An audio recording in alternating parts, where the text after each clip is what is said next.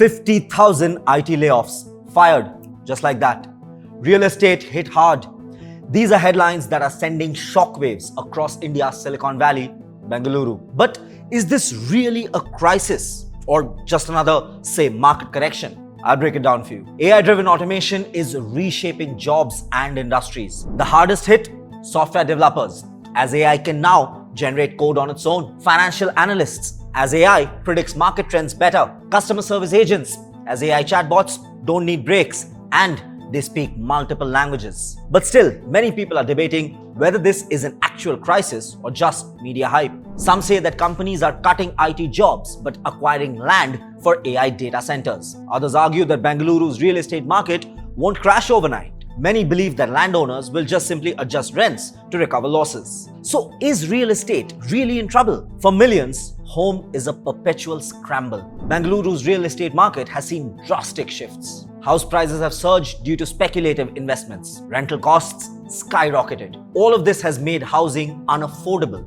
for many. At the very same time, companies are selling large land parcels to developers for data centers. But the sad reality is that many in Bengaluru are forced to accept impossible living conditions, where their entire salary goes into rent and they're left with barely anything for savings or even daily expenses for that matter. Case in point, me. I've been living in Bengaluru for the last 7 months now. I haven't been able to rent a flat yet. I'm still living in a co-live. One of the biggest factors shaping Bengaluru's housing market is floor space index, that's called FSI. In Manhattan, the FSI is 25. It allows ultra-high skyscrapers. But in Bengaluru, it is much lower. That automatically limits the number of homes that can be built. This very artificial scarcity benefits politicians, real estate developers, and wealthy investors, while everyday residents like you and me, we struggle. The other issue, of course, is ghost apartments. Wondering what that is?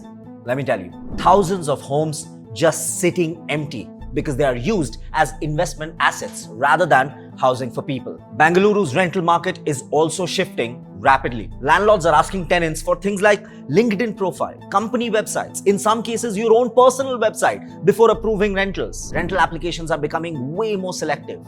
Security deposits so high you can barely afford them. And of course, too many arbitrary conditions. While IT layoffs are making headlines, Bengaluru is simultaneously transforming into a hub for data centers. Large IT companies are selling land to developers for AI-driven infrastructure. The demand for high-performance computing is growing, which is automatically leading to new investments in, say, commercial real estate. The irony in the midst of all this is that while thousands lose their jobs, AI is still creating a demand for infrastructure, just not for human workers. Here's what experts think could help stabilize Bengaluru's real estate market. Increasing FSI to allow more housing development. Implementing a vacancy tax on empty apartments to discourage speculative investments. Expanding rental housing with better regulation to protect the tenants, help them at least a little bit.